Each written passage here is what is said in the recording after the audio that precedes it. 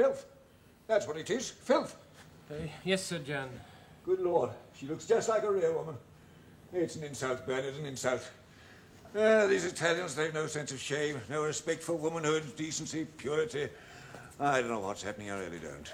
Happening to whom, sir? To the world, to the church, to the order. A picture like this in the apartments of the Grand Prior of the Order of St. John, it's not fit, it's not fit.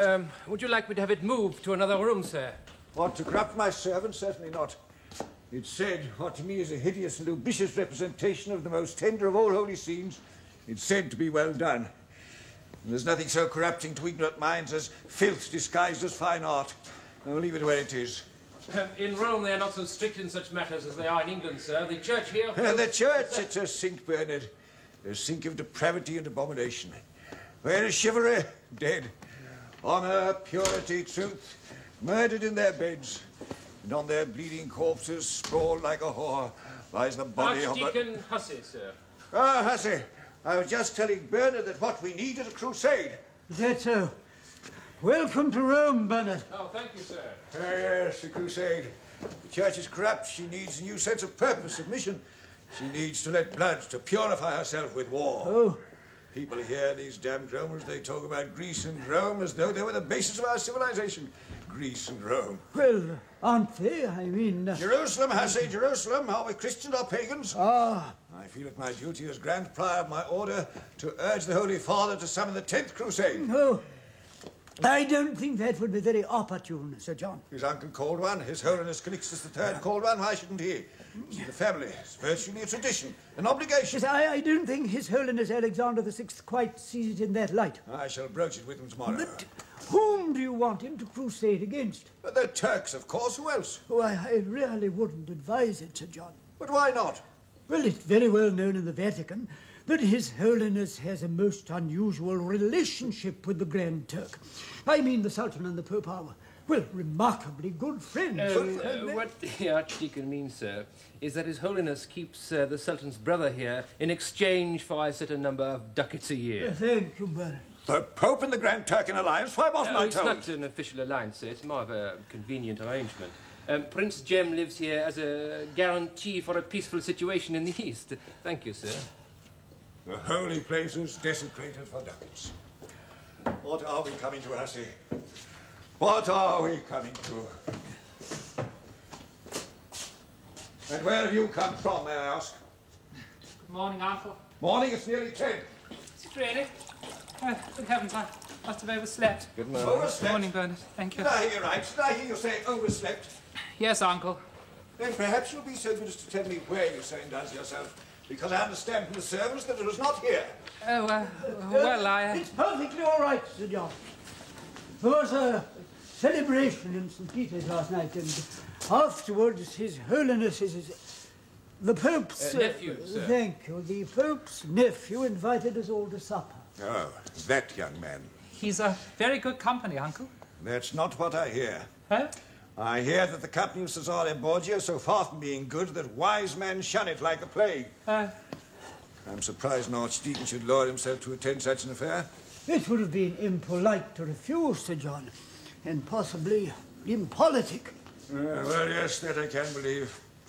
It's a sad state of things, a deplorable state of things, when the Simonist sole swaying St. Peter's and the Nepotist own their own sons and daughters. We live, gentlemen, I'm sorry to say it, but it's true. We live at one of the lowest points in the whole moral history of mankind. Yes, Uncle. Sir John, now that everyone is here... What? The business. Oh, yes, yes. I suppose there's nowhere more suitable to discuss this business than Rome. No, sir. Oh, very well. Bernard brings most interesting news about the merchant. Who, Uncle? The merchant of Roubaix. The Duke of York. You will not refer to him as the Duke of York in my presence, de Noyen. I beg your pardon, Your Eminence. His name is Perkin Warbeck. His father is a merchant in Flanders. We have all the evidence. He has nothing to do with King Edward IV, whatever. It was only a slip of the tongue. Warbeck is a fraud and an impostor. I want to know the names of everyone who thinks otherwise. I believe we broke the back of any conspiracy last spring, my lord. But did we? Was Sir William Stanley the only gullible Yorkist left? I have very little reason to think otherwise. But you have some. It is only scraps. Pursue them. As you know, the Holy Roman Emperor is a victim of Warbeck's plausibility. He's given him substantial sums of money. We do have a very good man in Vienna, my lord. Only one? He has his assistants. It isn't only Vienna. It's Rome, Paris, Madrid. His supporters all over Europe. They're not all as loyal to him as they pretend, my lord, if you will read my report. I have read it. I've read others also. It's quite clear that Warbeck is planning an invasion. He has the troops, he's gathering the ships. But he won't risk it unless there's some chance, however slight, of a rising in his favour. I don't believe there is such a chance, my lord. But he does, de Noyen. Don't underestimate the seriousness of this business. With the Emperor behind him, Warbeck could be the biggest threat to this country since His Majesty came to the throne. Indeed, I think he is that already. Ah, what do you think of that? The merchant is in Vienna doing business with the Emperor. Pray God he will soon be in England. He will be. The cause is gathering strength. The age may be corrupt, but virtue is not quite extinguished. No, not quite. Let us give thanks to God. Will you, Hussey, or shall I? I think you, Sir John. Very well. O Lord, our General, mighty in battle and bloody in combat, look down upon thy faithful knights here gathered, and strengthen for the morrow that they may be valiant in thy name. Let not the blows of the heathen fall upon them, but let them smite him to thy glory, so that the blood gushes from him, that they may do thy will as thou wouldst have them do it. Amen. Now, where were we? You were going to give thanks, Uncle. What? Oh. We thank thee, Lord of hosts, that thou hast numbered us among thy halberdiers and sent us forth to battle. Amen. I see it as a crusade, Hussey. We are the Knights of St. John, and they are the Saracens. We must take back the holy places of England and restore them to the House of York. Of course, blood will have to be let. It's no use pretending otherwise. The king, the princes, and all their near relations will have to die, certainly.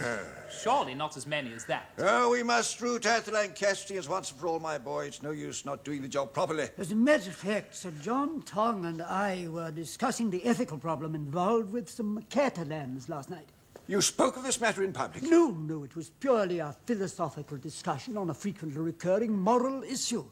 The duty of a subject towards an usurper, and so on. I thought it was a most interesting discussion, didn't you? Oh, most. And what were English gentlemen doing holding ethical discussions with Catalans? Well, there was hardly anyone else there. I mean, the Borgias are Catalans, didn't you know? I had heard they were Spanish, yes. One of them came out with a very simple, but very good idea. A close friend of His Holiness, too. Well? He suggested we poison him.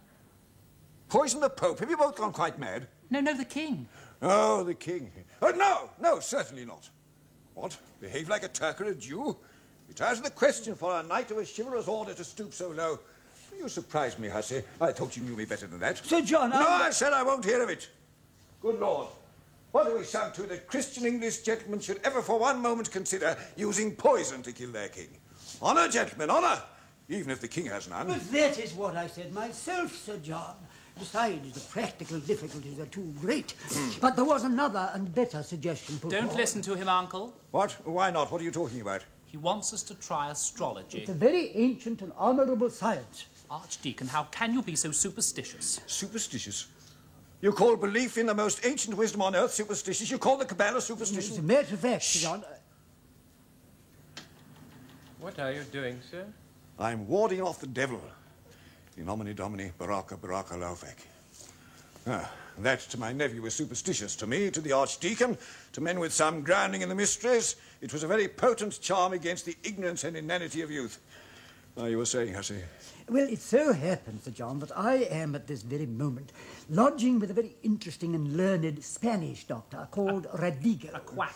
He is very distinguished and a good Christian, of course. I was wondering whether we might approach him. They can do extraordinary things, these fellows. Yes, quite. You will have no chivalrous objection. Oh, no, on the contrary.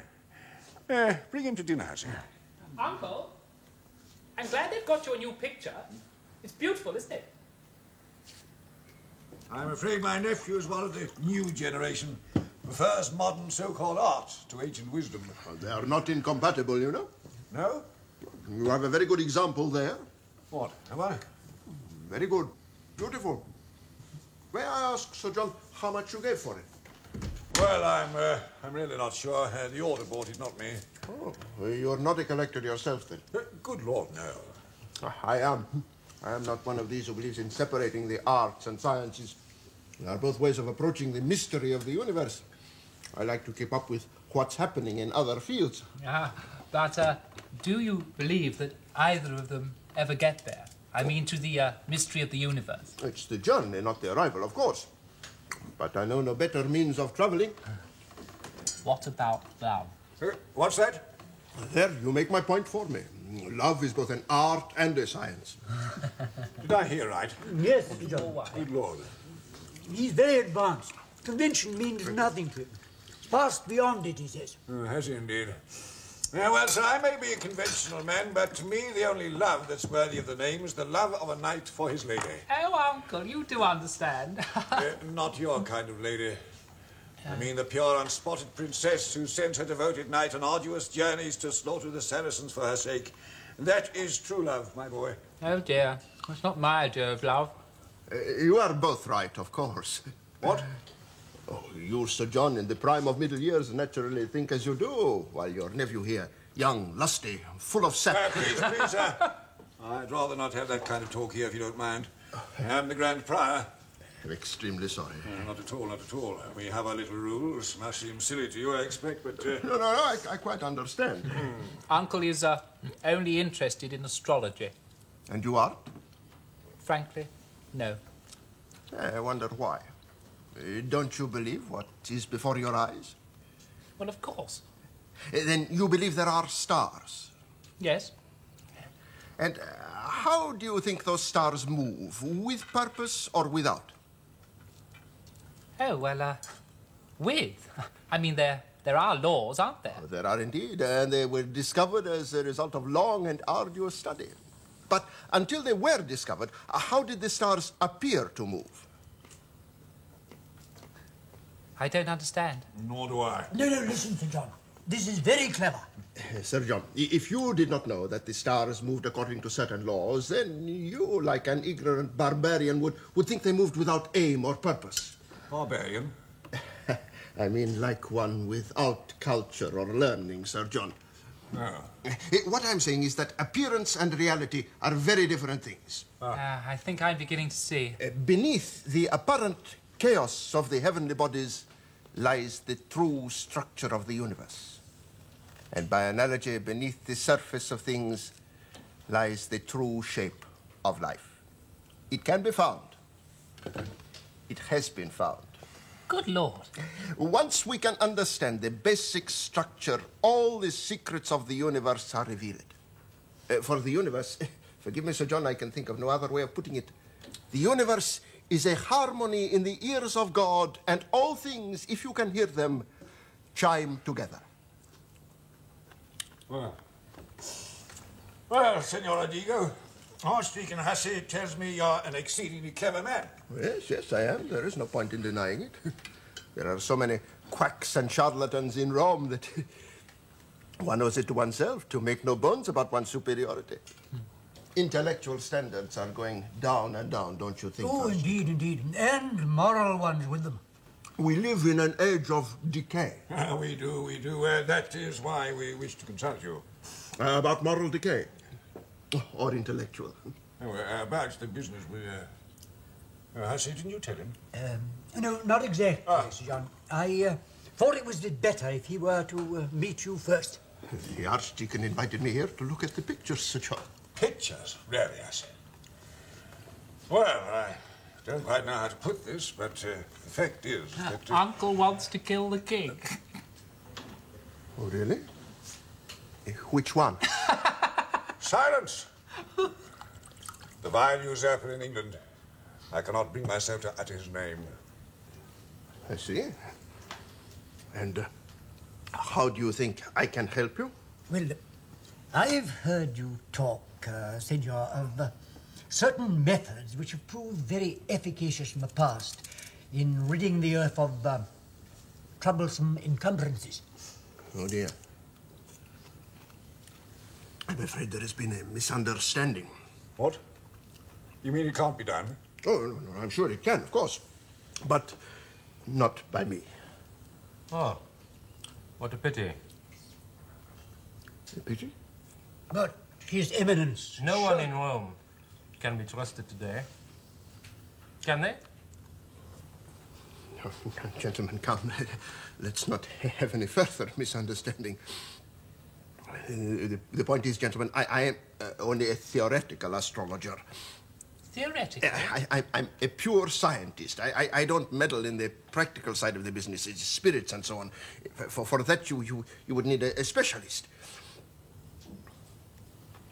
Well, can you recommend someone? Oh, I think the best man in your field would be Master John.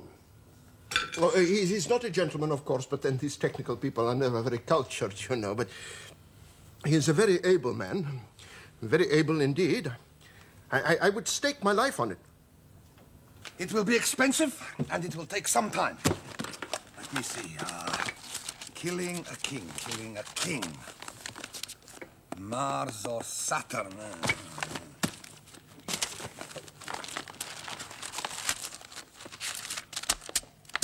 Mars is best.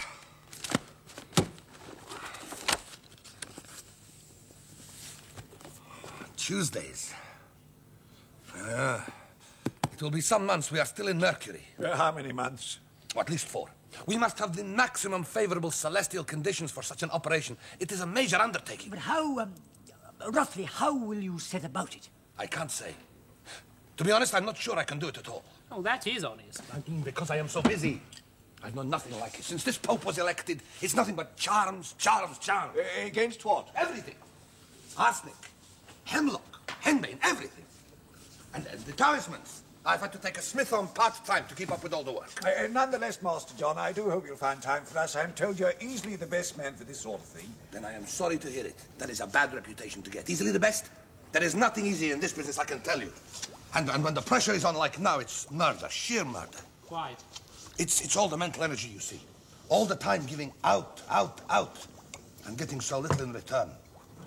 You know, I spend 10 minutes a day, hard mental labor, just keeping this place free from mice. I'm overworked. My doctor says, see an astrologer. I am an astrologer, I tell him.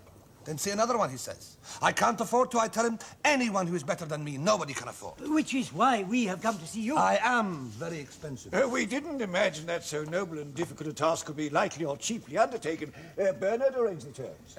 Before we commit ourselves, Uncle, don't you think that Master John should give us a demonstration? I mean, how do we know he can kill anyone at all, let alone a king? Yeah. As you will understand, Sir John, I am reluctant to discuss my successes in this field for obvious reasons. Yes, quite. However, if you wish proof of my ability, I will oblige. I have but one definite reservation. What's that? I am, I hope, a good Christian. I would not like to kill another just for demonstration purposes. It would go against my conscience. Oh, but of course. Then how do you intend to do it?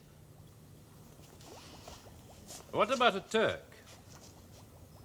A Turk? Yes, you could demonstrate on one of Prince Jem's attendants for us. It would be striking a blow for Christianity, too. You can have no objections to that.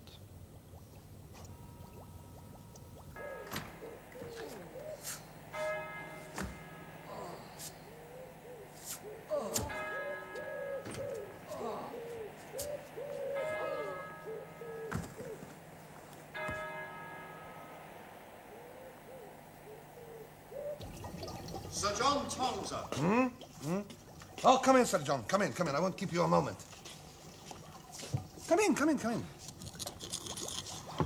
I'm just brewing up something for one of the papal legates. You never know what you pick up in foreign parts these days, do you? No. Whatever is it?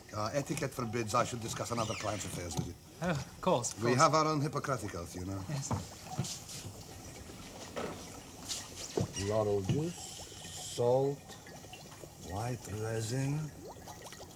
Sulfur. Agrippa, the sulfur. Now, fold in. Here, you can do this. I'll hold the ball. Yes, sir. Fold it, man. Don't beat it about like that. Fold it. I'm sorry, sir. I don't like leaving this kind of work to my scullions, Sir John, but I have been mixing potions of one sort or another day and night for the last 6 months, and I think finally I have sprained my wrist. Oh, I am sorry. I once sprained mine, you know. Hawking. Did you really? The motion should be a little more rotary, Agrippa. Yes, sir. That's better. Now, whisk it.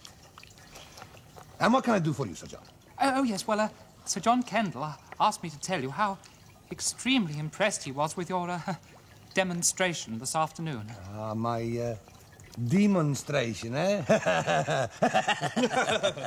I hope you've brought the money. I don't like killing on credit, not even Turks. Oh, yes, I have it here. Thank you. Don't stop, you fool. It's beginning to form a peak. Yes, sir. And what? And what else did Sir John have to say? Oh, yes, well, the thing is, we have to get back to London in a couple of days. I can't do anything in that time. I've already told you. No, of course not, but things are beginning to happen in England and we have to get back, so what we were wondering was whether you could carry on working for us here. I would be delighted. Oh, now you're getting the hang of it. Take it over to the stove and let it simmer for a minute. Don't let it boil over and don't take your eyes off it for a second, understand? Yes, sir. I shall, of course, have to ask for payment in advance. I have a pot of ointment in that cupboard ordered by the Duchess of Burgundy 18 months ago, and she still hasn't paid me for it. It took me 6 hard weeks to make. How much will you want? 500 ducats. Good heavens. What are you doing, you fool? Poking the fire, sir. Did I tell you to poke the fire? Watch the mixture and see it doesn't boil. Yes, Sir John, you asked me to kill the king, the queen mother, the heir apparent, half the council, and the good Lord knows who else. I have my overheads. Well, I know, Master John, but 500 ducats seems... I can't do it for any less. Even then, I won't make a florin profit, not a florin. Oh, very well, then. 500. Good. That's settled. Master John? Yes? I was wondering if I might ask you a little favour. Go on. Well, the thing is, you see, I met a girl the other night. Oh, yes. I don't seem to be able to... Oh, impotence! Oh, that's very common nowadays. For that, I recommend fresh stinging nettles and lemon juice. Oh, no, nothing like that. Not at all. On the contrary. Oh, well, for the other thing, I recommend to rub in a handful of this. Oh, no. Not that either. Then what? She doesn't like me anymore. Oh, you want a love charm. Why didn't you say so? Oh, well, I know. You did not believe, and now you do. Yes, honestly. Well, to show you I like you and to seal our bargain, I give you one for nothing. Oh, what is your birth sign? Gemini. Agrippa! Yes.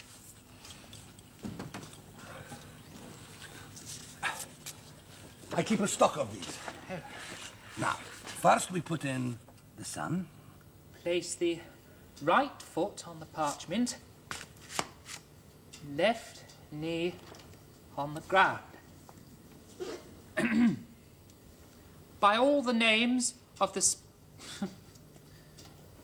spirit princes living in you, by the ineffable name Om, which created all things, by you, a resplendent angel Gabriel, with the planet Mercury, Michael and Melchideo, I conjure you that you send down the power to obsess, torment, and harass the body and the soul of Lucrezia, so that she shall come to me and submit to my desires. And I thought you were a humanist. Go away, Bernard. Now I shall have to start all over again. Well, if you're going to start casting spells, I am leaving. It's too dangerous. No, don't go. I mean, one never knows. I mean, there might be something in it. Oh, come. I do love her, Bernard. Sir John, the sooner you get back to England, the better. You have never been in love.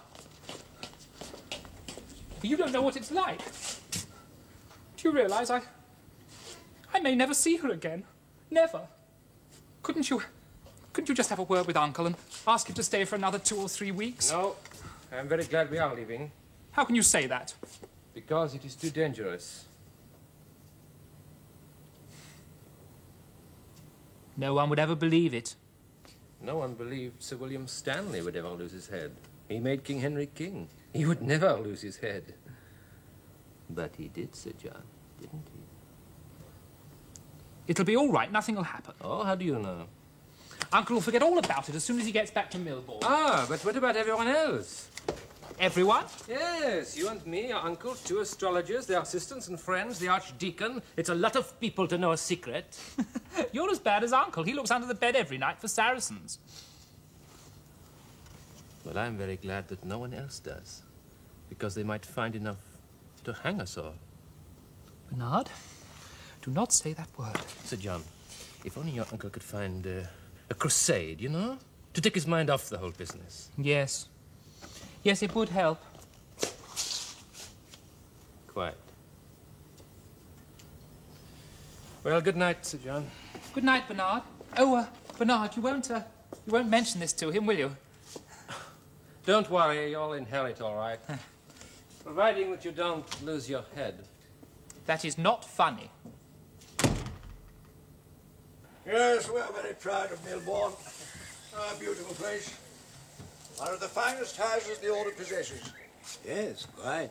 Yes, it has a special place in my affections, Tommy. If I may speak frankly, very special. Oh? King Edward visited us here once, you see.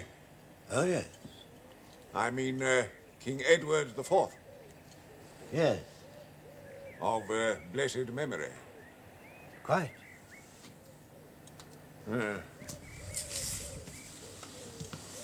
Bad business in the spring, didn't you think? Very bad. So I liked Stanley.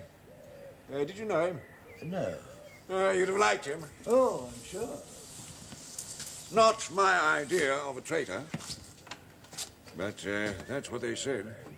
Yes. Now he's dead, poor fellow. Quite dead. Yes, King Edward walked in these very cloisters. I wish his son would. If you follow me. I do, Tommy, I do indeed. Here, do you see this? What did you say this was? A coat? Exactly. I designed it myself. Look. Good Lord. Reversible. I've got them for all my men. When are you going to wear it the right side out? As soon as you know. Yes, they told me. On Monday. Yesterday?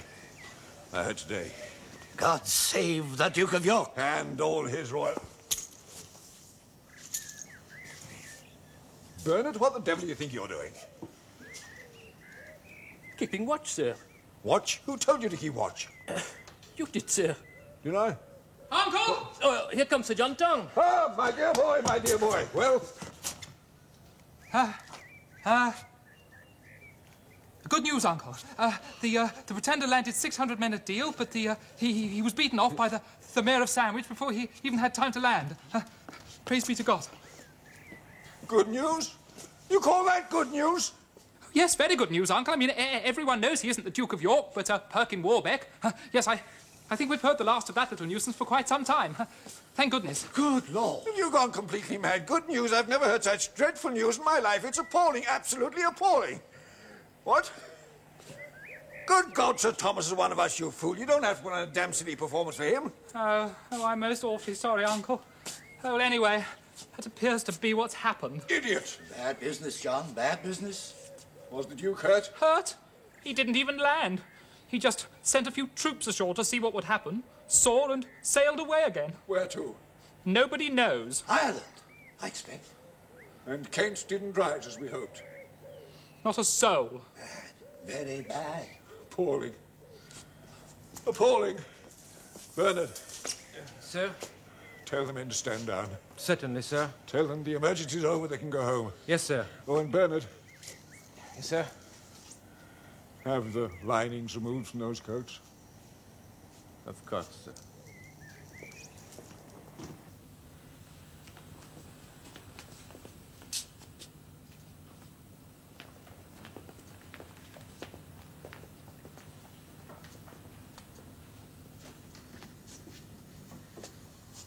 I have very bad news. What? I said I have very bad news. Oh, extremely sorry. Nothing in the family, I hope. No. From Rome. Wouldn't expect you to hear anything but bad news from that sink of impiety. Radigo is talking. Who? Radigo.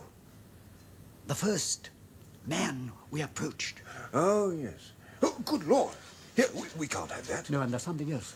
Master John wants more money. He says what we gave him is only a first payment. That's outrageous. And he's threatening to come here and bring stuff with him. No. Yes, I suggest that you send Bernard post-haste to deal with both of them. Oh, but how? Well, Master John dealt with that Turk very successfully. And we still want the stuff. Oh, yes, yes. I'll send Bernard at once. Any news of the merchant? Merchant? What merchant? The merchant. The merchant of Roubaix. The code has been betrayed. Well, what do we call him? The Edinburgh Burgess. Oh. Why? He couldn't do any business in Ireland, so he's gone to Scotland to try his luck there. I see. Good, my lord, good. That will be safe enough. Who is that odd-looking man with the Archdeacon of Paul's? Sir John Kendall, Your Majesty, Grand Prior of the Knights of St. John. Him. Who? Bernard de Vignal, sir. Never heard of him. Send him away. He says it's about Sir John Kendall's business. What? Is that madman back in Rome? I thought we were rid of him. What am I supposed to be doing for him? Killing the king, sir. Oh, yes, and half the population of England. All right, send him in. Yes, sir.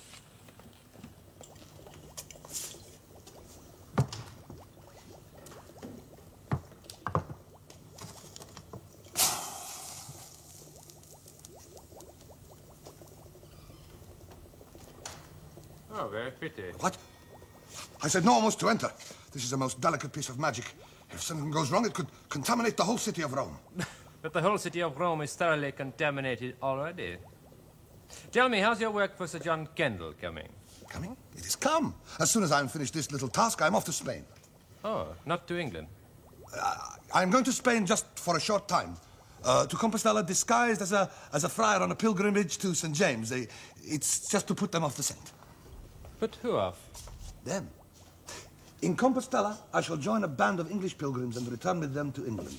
Ingenious, no? And safe, very safe. I'm very sorry, but you can't come to England. Sir John Kendall fears your foreignness may attract attention to you. But it's too late. My mind is made up. And there is my disguise. I have had some teeth, specially made of ivory. Cost a fortune, I can tell you.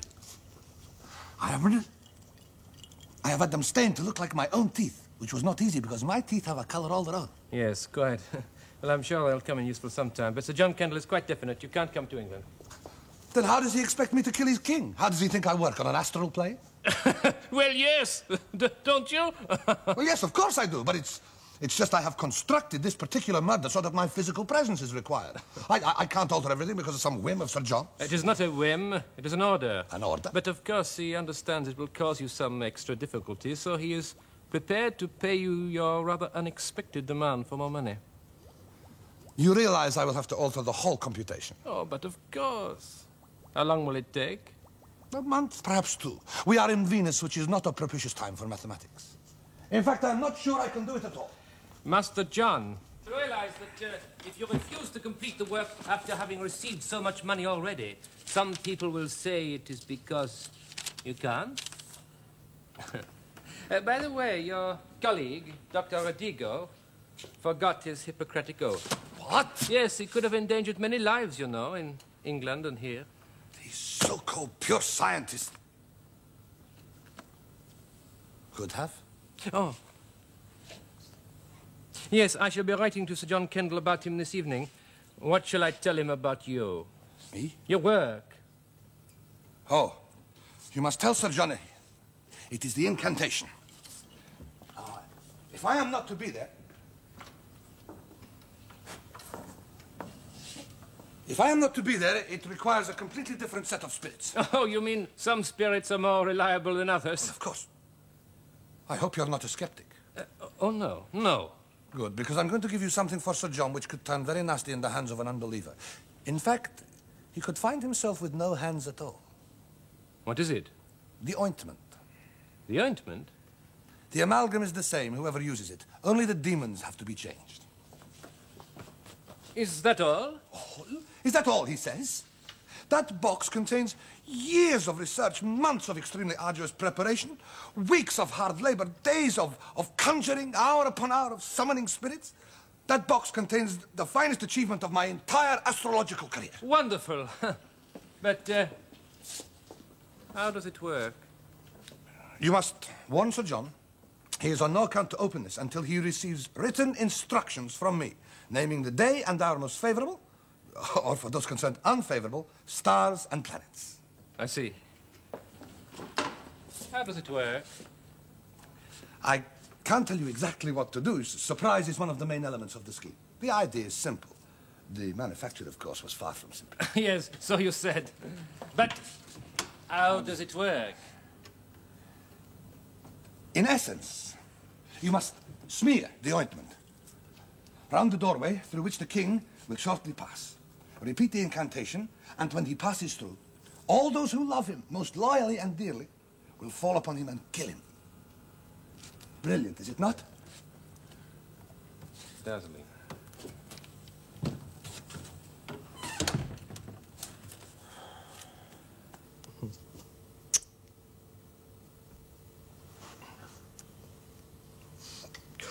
Oh! Oh!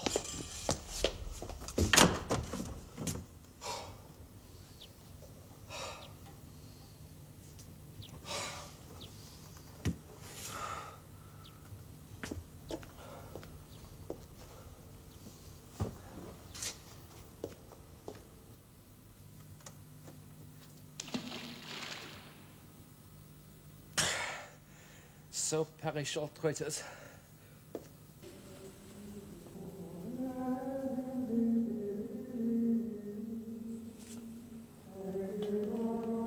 He's got it. I knew you'd be pleased. Who has got what? Bernard, it. Who? Bernard. Bernard de Vignol. Uncle just had a letter from him from Rome. He'll be here any day with it. But what is it? The ointment. Ointment? I never ordered any ointment. The ointment for... Oh! What's the matter? Shh. I'm praying. What for? Guidance. Huh? Uncle says... Sir John, I must tell you that I think your uncle is an exceedingly foolish man. Well, everybody knows that. Sending you here.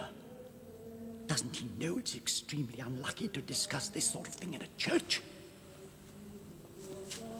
You can't trust anybody these days, not even your own acolytes.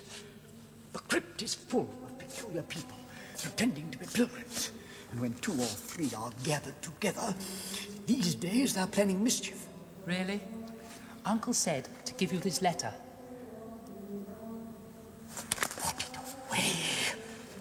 Where do you think you are?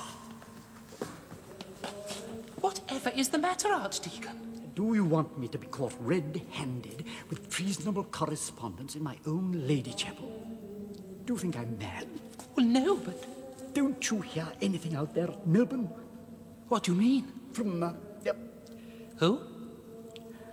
There are grave doubts about the Burgesses' creditworthiness. Whose? The Burgess. The Edinburgh Burgess. Who? There are rumours of false coin. Who, really?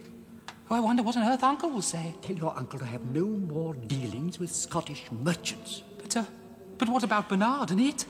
I shall pray for all of you. Oh, well, you can't just do that. Shh. Respect the holiness of this place. Now, look here. Goodbye, Sir John.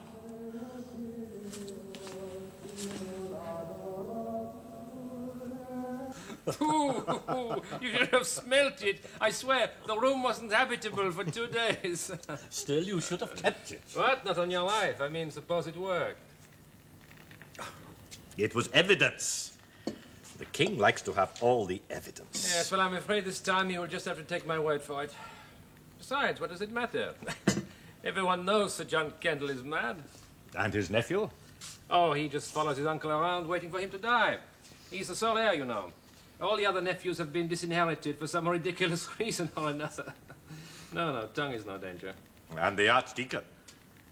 He is most strongly suspected of having had dealings with Sir William Stanley. No plot, however far-fetched, is entirely negligible, Bernard. You should have kept the ointment. Well, I didn't. And he's past retrieving now. What are you going to tell Kendall when you see him? I was hoping not to see him. I was hoping to be offered slightly more realistic work. I see. Well, I'm afraid I must disappoint you. My instructions are that you are to continue with the valuable work you are doing until the business is satisfactorily concluded. But it never will be. Sir John's reaction to the ointment when he gets it could be very instructive. But I have thrown it away. We'll have to make some more, won't we? What do we need, do you think? Oh, Saturn in the favorable aspect of Mars, a rat's tail, 2 spoonfuls of a toad's brain collected at night, at full moon, by a one-eyed black cat, and a great deal of ignorance, finely powdered with credulity. What did it look like? Black and greasy and awful. What about soot mixed with earth and water? A little mutton grease and mercury? Yes, that should do it. But you will never get the smell. What do I do, did you say? You smear it round the framework of a door, sir. Whereupon all the king's closest friends are filled with an uncontrollable desire to murder him. As he has murdered in his madness and wickedness some of the finest flowers of English chivalry. Precisely, sir. Now, instructions as to the correct smearing technique and the exact moment at which smearing should commence will be forwarded from Master John when he has the correct celestial conditions. What miracles are still done in the Lord's name? Yes, but there are 2 conditions attached to the ointment itself, of which I should tell you, sir. Conditions? Yes, first, it is extremely dangerous for anyone who has evil plans to touch it. Unless he follows Master John's instructions to the letter, he may be seriously contaminated. Contaminated? Yes, and the other condition is even more difficult. There is a grave risk amounting almost to certainty of death if the ointment is kept in the same house as anyone with evil plans for more than 22 hours. But Bernard, you're all right, aren't you? You've had it all this time and you're all right? But I don't plan to use it for evil purposes, sir. As a carrier, I am myself immune. Oh, Uncle Eater, it does sound very unsafe. Tommy could look after it for us. Sir Thomas Tyrrell. Oh, no, I mean, we couldn't give it to him. He's part of it, isn't he? Besides, do we really need it now, Uncle? I mean, the Edinburgh Burgess. Who? Oh, yes. What of him, Sir John? Oh, he's been disowned by the Emperor, by everyone. Oh. Except the King of Scotland. It seems there are genuine doubts as to Quite. his... I've never seen the boy myself. If I did, I'd know it once. Well, sir, there is the ointment. I think I have discharged my duty to the best of my ability. You certainly have, Bernard. So now, sir, I must ask you if I can have your permission to return to France. Yes, my father is ill. He wants me to help him in his business. Oh, well, Also, I incurred rather greater expenses on my journey to Rome and back than I anticipated. I hope Sir John won't mind if I ask him to reimburse me. Now, look here, Bernard. I killed Radico. But you know, on a project of this sort, there's always one tongue more than you can silence unless you are prepared to silence it yourself. And I don't think you would like that, Sir John. No. No, Bernard. I see. Good, Sir John. Perhaps you better go and see your father. Yes, I think it would be better. Bernard? Sir? It seems to me that Master John has been trying to make a fool of me. Oh? This stuff's more dangerous to me than it is to the king. Well, I can't keep it myself, and I can't give it to anyone to keep it for me Oh, either. I think you can, sir. No, no, no. There's spies everywhere. They poke and pry. Good Lord, suppose I came to you and said, I wonder if you'd be a good fellow, Bernard, look after something for me. Nothing much, just a pot of ointment. Now, what would you think? I'll tell you. You think there was something fishy, that's what you think. The Grand Prior of the Knights of St. John of Jerusalem hiding a pot of ointment with Bernard de Vignol. I have to tell somebody about this. No, no, can't be done. Perhaps you better just throw it away, Uncle. Seems a shame, but yes, I think perhaps we had Bernard. Very good, sir. Thank you, Bernard. You're a good, loyal fellow. I'm very grateful to you. Give me your account and I'll settle it in full.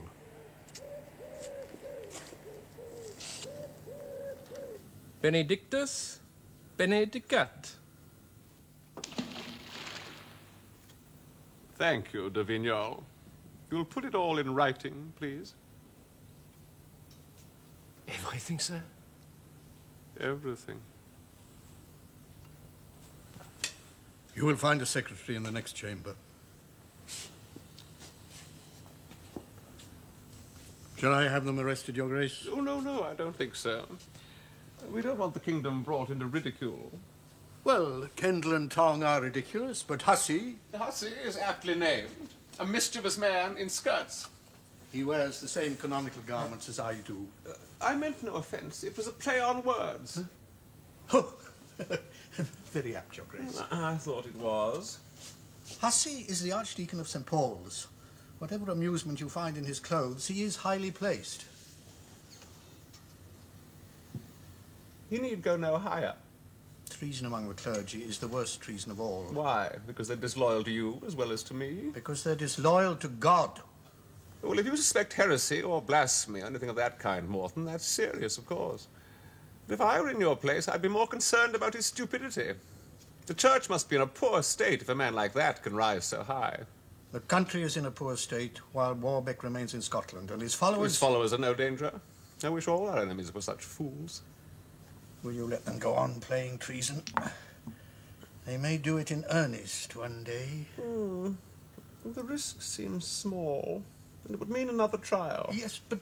We've had too many trials. Oh. Let them be. Very well. But keep them watched. And let's make sure we have it all down on paper. Yes, Your Majesty. You never know. It might come in useful one day.